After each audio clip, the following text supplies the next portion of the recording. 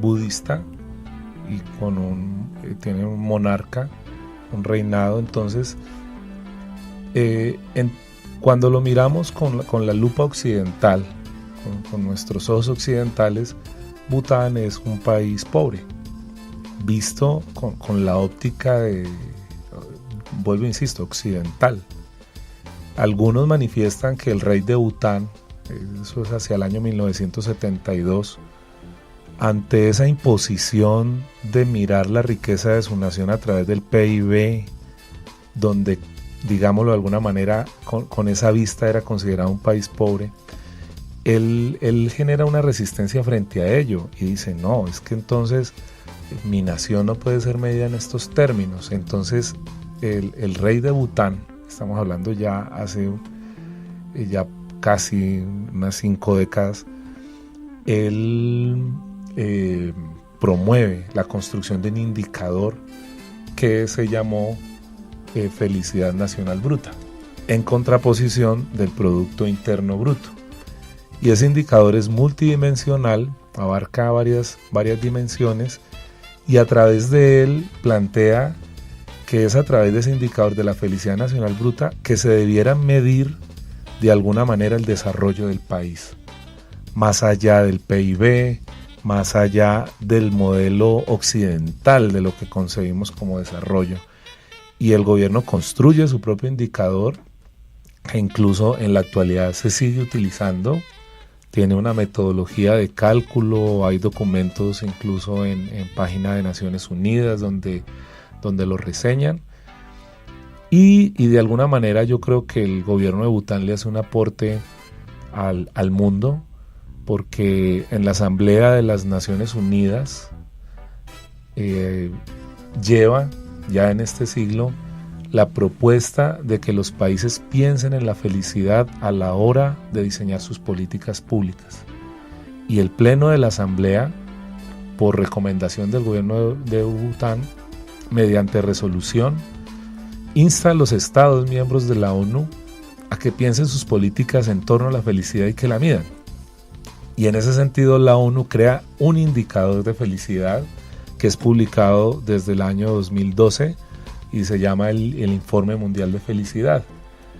Y la ONU lo promueve como una forma de ver el desarrollo de un país o la efectividad de sus políticas. Hablemos un poquito más de eso, doctor Oscar. ¿Cómo, aparte pues de este Informe Mundial de la Felicidad, qué otros intentos hay por medir la felicidad y qué elementos entran en este juego, ¿no? Porque ya usted nos hablaba un poquito del tema de la vida larga y saludable, del ingreso económico, etcétera. Bueno, también me imagino yo que estará la percepción subjetiva de la gente, que si tú te sientes feliz o no. Entonces, no sé si son varios estos intentos de medir la felicidad y estas diferentes ecuaciones, ¿cómo están compuestas? Sí, ahí digamos que lo que más podríamos resaltar ahora es, primero, el Informe Mundial de Felicidad. Es un indicador multidimensional que mide la felicidad de muchos países a nivel mundial y presenta unas variables explicativas de esta felicidad. Digamos que ellos crean hacen un listado donde de alguna manera estiman cuáles son los países donde existe mayor felicidad, y a partir de este indicador la ONU también promulga, o digamos que instaura el Día Mundial de la Felicidad, que es el 25 de marzo. Ya quedó y se celebra ya desde hace algunos años. Y lo que invita alrededor de ese día es que ese día nos sentemos a pensar en torno a la felicidad y que volvamos a ver, lo digo yo, que volvamos a pensarla como lo pensaban los griegos, que es el fin último de la existencia, alcanzar esta felicidad.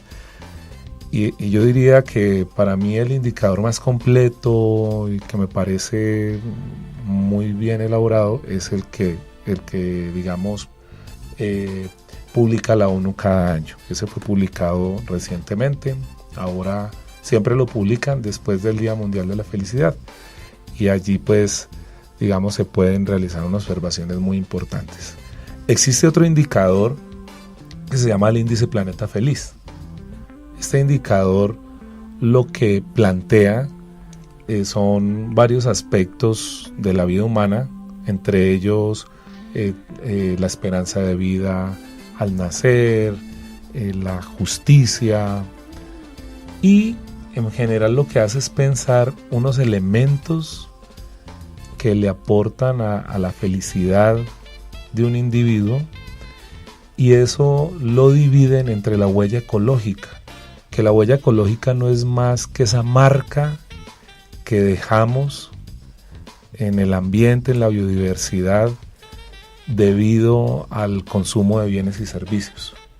Entonces por eso se llama índice Planeta Feliz, porque es crear condiciones de vida sin grandes impactos en el medio ambiente.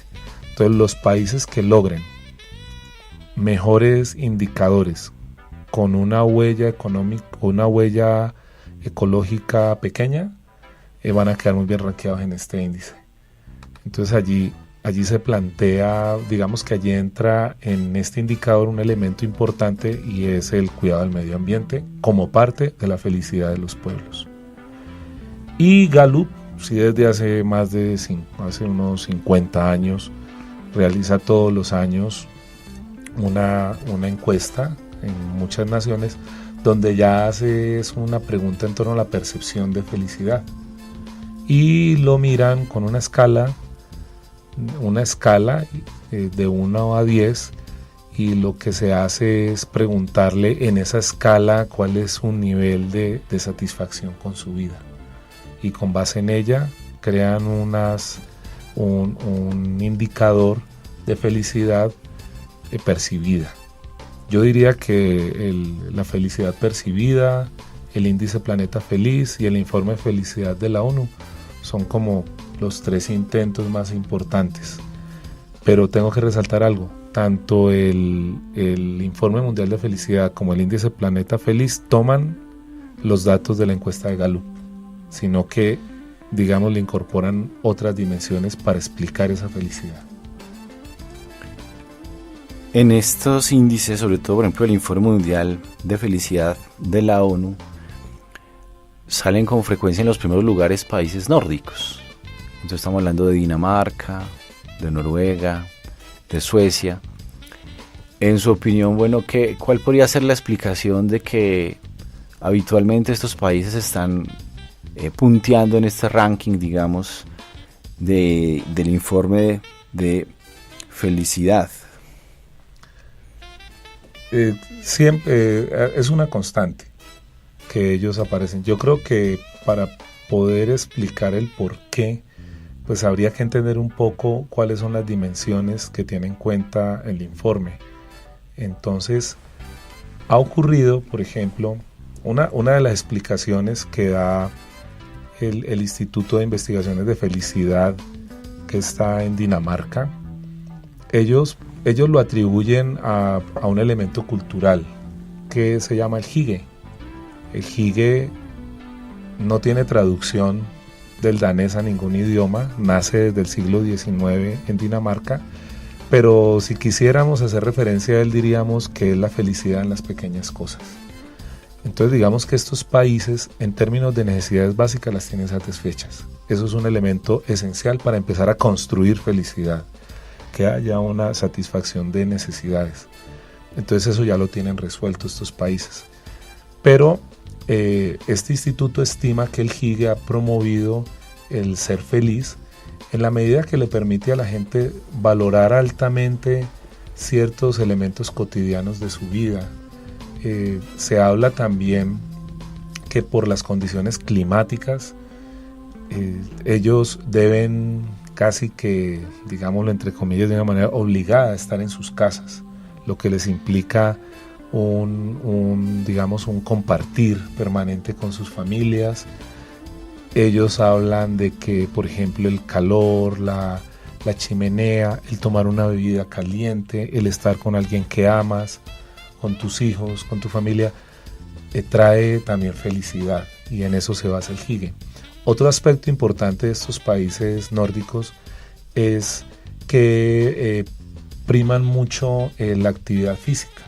Entonces es habitual ver la gente en bicicletas que van a sus trabajos a recoger sus hijos, y si alguien hace más ejercicio va a tener una mejor salud, y como les hablaba ahora en un principio, gozar de buena salud está ligado también a ser feliz.